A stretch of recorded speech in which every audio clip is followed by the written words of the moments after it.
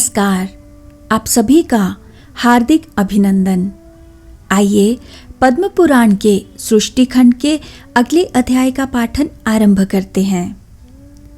उत्तम ब्राह्मण और गायत्री मंत्र की महिमा। भीष्म जी ने पूछा, विप्रवर, मनुष्य को भी देवत्व, सुख, राज्य, धन, यश, विजय, भोग, आरोग्य, आयु, विद्या, लक्ष्मी, पुत्र, बंधु वर्ग एवं सब प्रकार के मंगल की प्राप्ति कैसे हो सकती है, यह बताने की कृपा कीजिए। पुलस्त्य जी ने कहा, राजन, इस पृथ्वी पर ब्राह्मण सदा ही विद्या आदि गुणों से युक्त और श्री संपन्न होता है। तीनों लोकों और प्रत्येक युग में ब्राह्मण देवता नित्य पवित्र माने गए हैं। ब्राह्मण देवताओं का भी देवता है। संसार में उसके समान दूसरा कोई नहीं है। वह साक्षात धर्म की मूर्ति है और इस पृथ्वी पर सबको मोक्ष प्रदान करने वाला है। ब्राह्मण सब लोगों का गुरु, पूज्य और तीर्थ स्वरूप मनुष्य है। ब्रह्मा जी ने उसे सब देवताओं का आश्रय बनाया है। पूर्व काल में नारद जी ने इसी विषय को ब्रह्मा जी से इस प्रकार पूछा था, ब्राह्मण किसकी पूजा करने पर भगवान लक्ष्मीपति प्रसन्न होते हैं? ब्रह्मा जी बोले, जिस पर ब्राह्मण प्रसन्न होते हैं उस पर भगवान श्री विष्णु भी प्रसन्न हो जाते हैं। अतः ब्राह्मण की सेवा करने वाला मनुष्य परब्रह्म परमात्मा को प्राप्त होता है। ब्राह्मण के शरीर में सदा ही श्री विष्णु का निवास है। जो दान, मान और सेवा आदि के द्वारा प्रतिदिन ब्राह्मणों की पूजा करता है, उसके द्वारा मानो शास्त्रीय विधि के अनुसार उत्तम दक्षिणा से युक्त 100 यज्ञों का अनुष्ठान हो जाता है। जिसके घर पर आया हुआ विद्वान ब्राह्मण निराश नहीं लौटता, उसके संपूर्ण पापों का नाश हो जाता है तथा वह अक्षय स्वर्ग को प्राप्त होता है। पवित्र देश काल में सुपात्र ब्राह्मण को जो धन दान दिया जाता है उसे अक्षय जानना चाहिए। वह जन्म जन्मांतरों में भी फल देता है। ब्राह्मणों की पूजा करने वाला मनुष्य कभी दरिद्र, दुखी और रोगी नहीं होता। जिस घर के आंगन ब्राह्मणों की चरण धूलि पड़ने से पवित्र एवं शुद्ध होते रहते हैं, वे पुण्य क्षेत्र के समान हैं। उन्हें यज्ञ कर्म के लिए श्रेष्ठ माना गया है। भीष्म, पूर्व काल में ब्रह्मा जी के मुख से पहले ब्राह्मण का प्रादुर्भाव हुआ, फिर उसी मुख से जगत की सृष्टि और पालन के हेतुभूत वेद प्रकट हुए। अतः विधाता ने समस्त लोकों की पूजा ग्रहण करने के लिए और समस्त यज्ञों के अनुष्ठान के लिए ब्राह्मण के ही मुख में वेदों को समर्पित किया। पितृयज्ञ, श्राद्ध तर्पण, विवाह, अग्निहोत्र, शांति कर्म तथा सब प्रकार के मांगलिक कार्यों में ब्राह्मण सदा उत्तम माने गए हैं।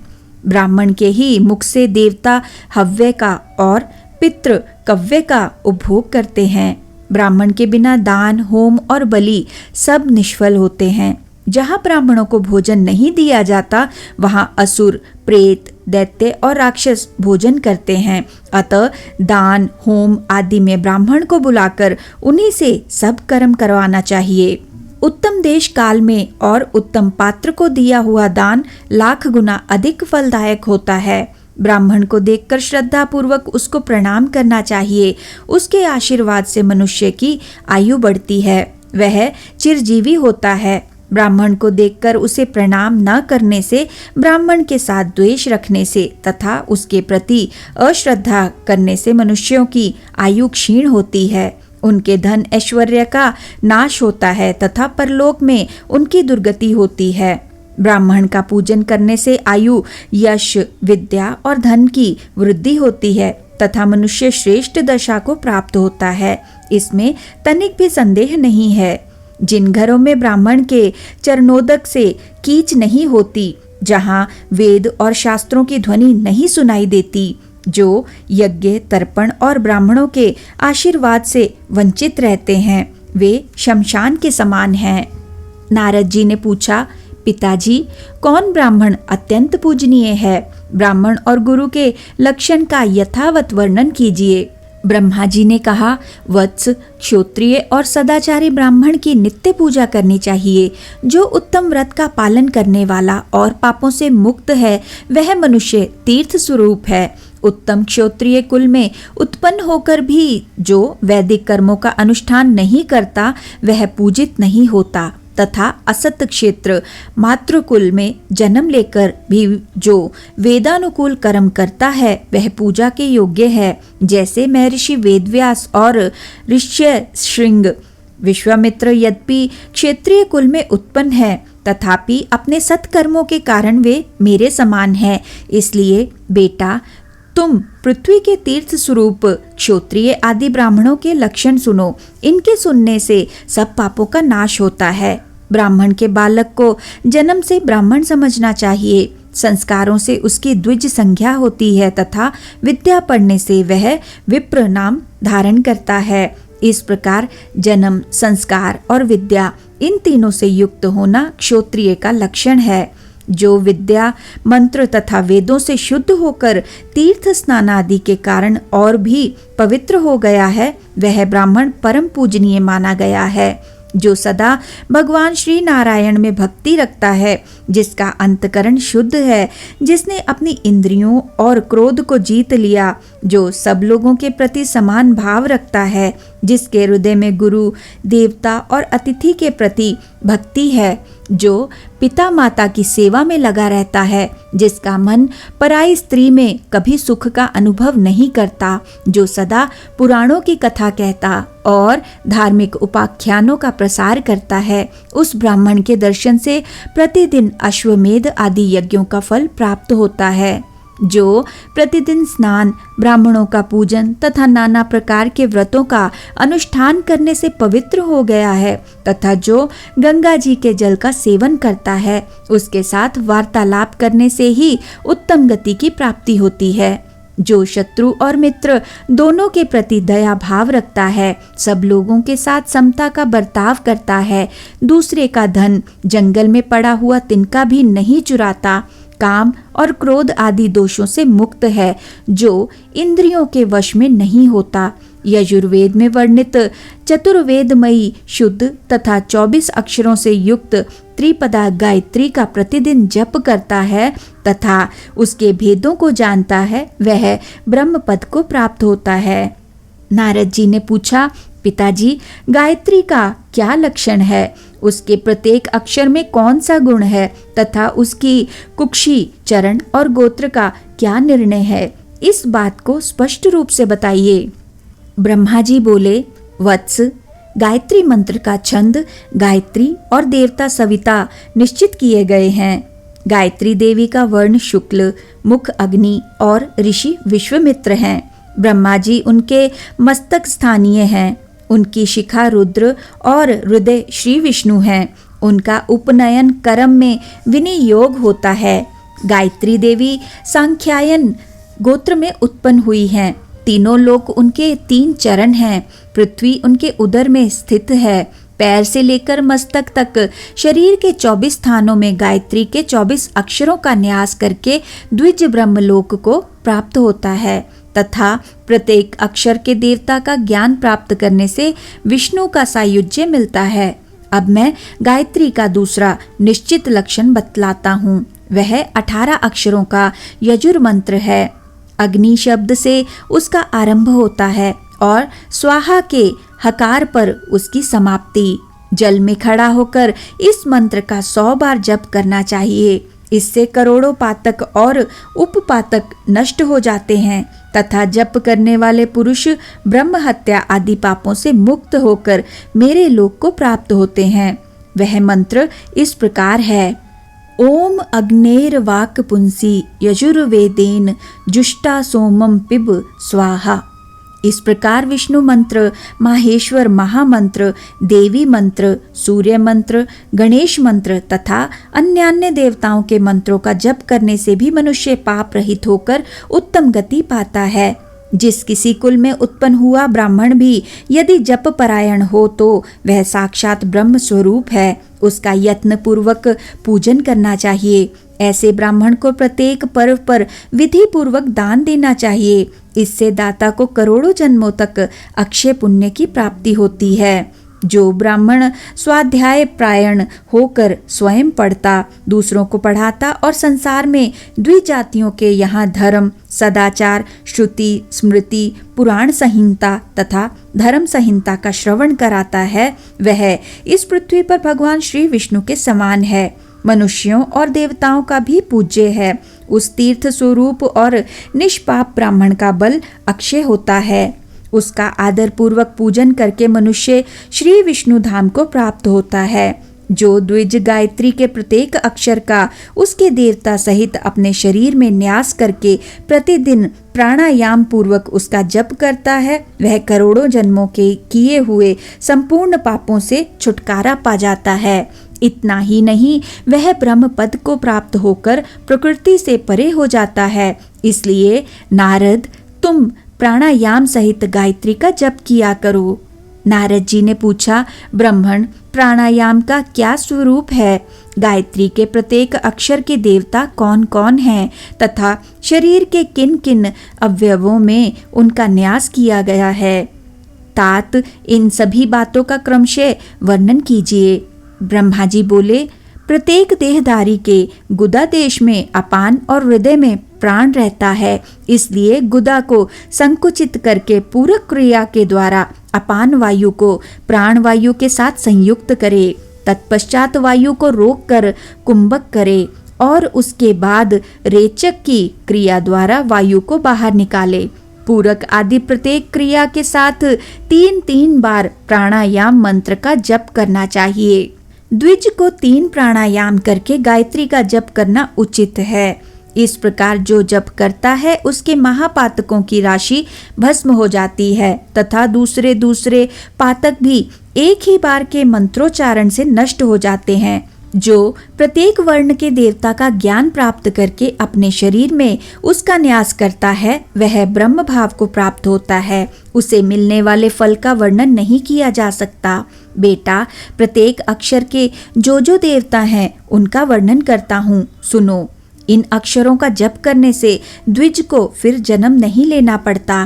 प्रथम अक्षर के देवता अग्नि, दूसरे के वायु, तीसरे के सूर्य, चौथे के वियत आकाश, पांचवें के यमराज, छठे के वरुण, सातवें के बृहस्पति, आठवें के पर्जन्य, नवें के इंद्र, 10वें के गंधर्व, 11वें के पुषा, 12वें के मित्र, 13वें के त्वष्टा, 14वें के वसु, 15वें के मरुदगण, 16वें के सोम, 17वें के अंगिरा, 18वें के विश्वदेव, 19वें के अश्विनी कुमार, 20वें के प्रजापति, 21वें के संपूर्ण देवता, 22वें के रुद्र, 23वें के ब्रह्मा और 24वें के श्री विष्णु हैं। इस प्रकार 24 अक्षरों के ये 24 देवता माने गए हैं। गायत्री मंत्र के इन देवताओं का ज्ञान प्राप्त कर लेने पर संपूर्ण वाड्मय वाणी के विषय का बोध हो जाता है। जो इन्हें जानता है वह सब पापों से मुक्त होकर ब्रह्म पद को प्राप्त होता है। विज्ञ पुरुष को चाहिए कि अपने शरीर के पैर से लेकर सिर तक 24 स्थानों में पहले गायत्री के अक्षरों का न्यास करे।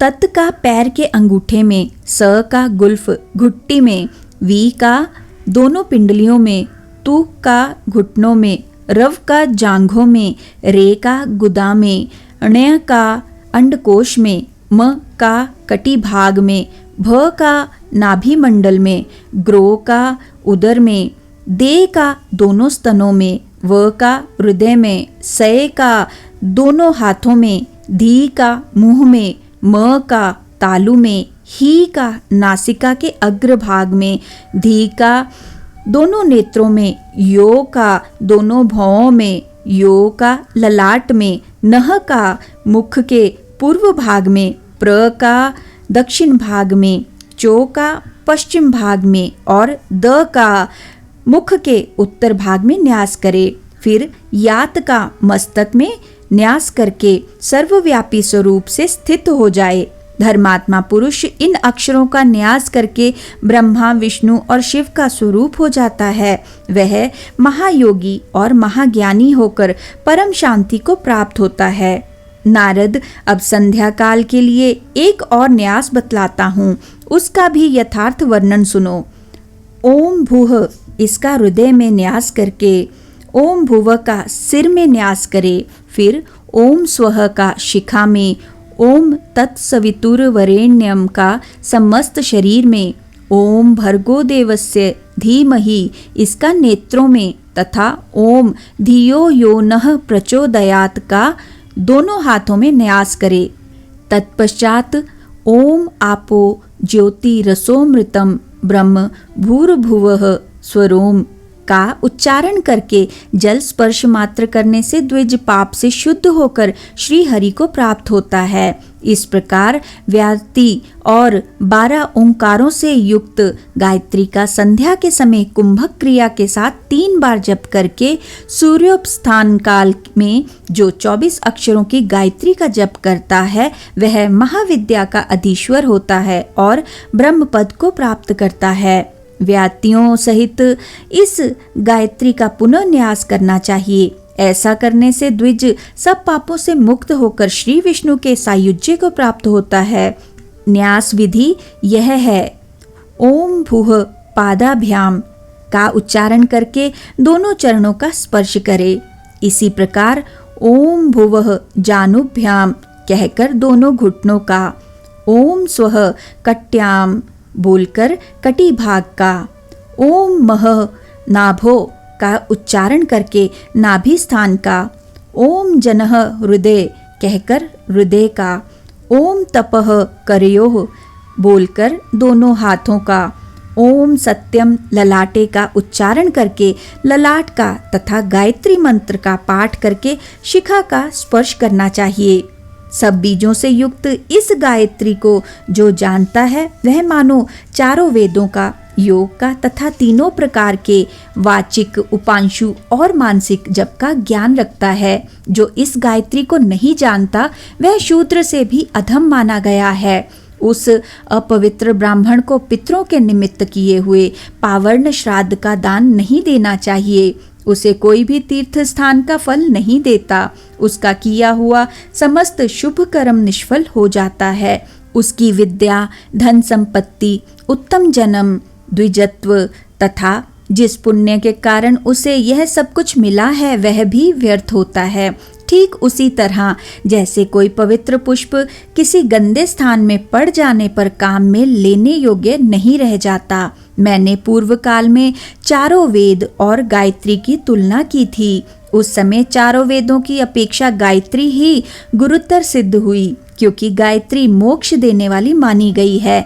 गायत्री 10 बार जपने से वर्तमान जन्म के, 100 बार जपने से पिछले जन्म के तथा 1000 बार जपने से 3 युगों के पाप नष्ट कर देती है। जो सवेरे और शाम को रुद्राक्ष की माला पर गायत्री का जप करता है वह निस्संदेह चारों वेदों का फल प्राप्त करता है। जो द्विज 1 वर्ष तक तीनों समय गायत्री का जप करता है उसके करोड़ों जन्मों के उपार्जित पाप नष्ट हो जाते हैं।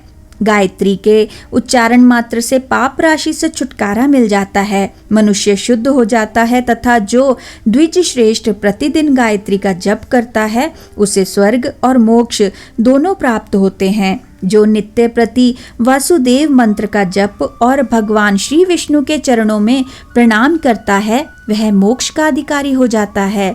जिसके मुख में भगवान वासुदेव के स्तोत्र और उनकी उत्तम कथा रहती है उसके शरीर में पाप का लेश मात्र भी नहीं रहता।